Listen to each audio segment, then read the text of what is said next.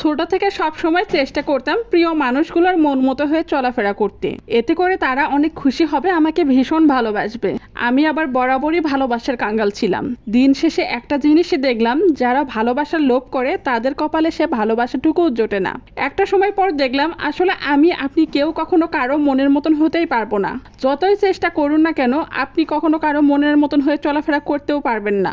কারণ মানুষকে কখনোই খুশি করা যায় না।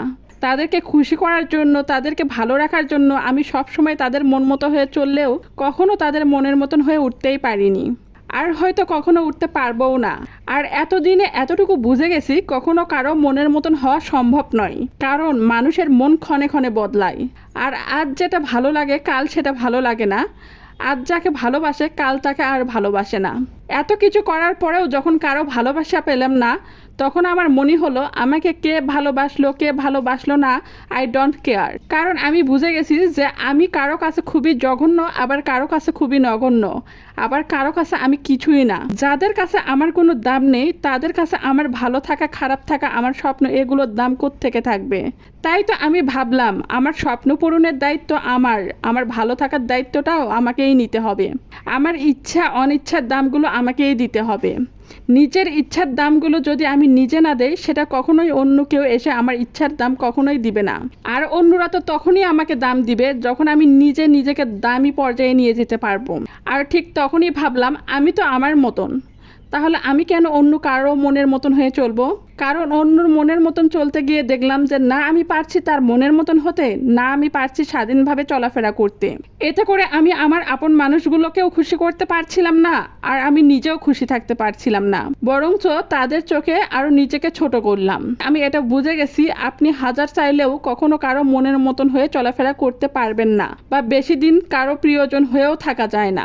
আমি ঠিক যেমন তেমনভাবে যদি কারো কাছে তার প্রিয়জন না হয়ে থাকি, তাহলে নিজেকে বদলিয়ে কখনো অন্য কারো প্রিয়জন বেশি দিন হয়ে থাকা যায় না। আমি আমার ওপরটা বদলালেও কখনো ভিতরটাকে তো বদলাতে পারবো না। আমি যেমন তেমনভাবে অন্যর কাছে উপস্থাপন করতে চাই, নিজেকে পরিবর্তন করে কখনোই নয়। অন্য কারোর জন্য নিজেকে পরিবর্তন করে দেখবো যে আমিটাকে হারিয়ে ফেলেছি।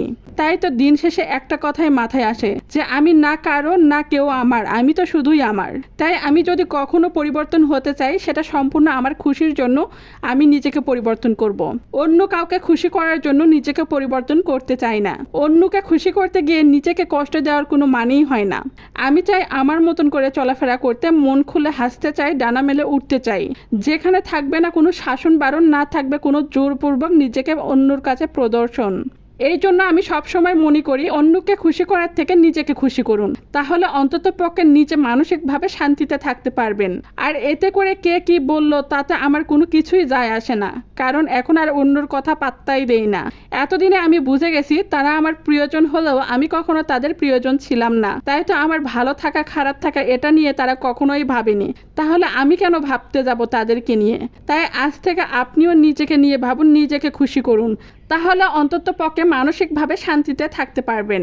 এই পৃথিবীতে মানুষের মানসিক শান্তির সবচেয়ে বড় অভাব।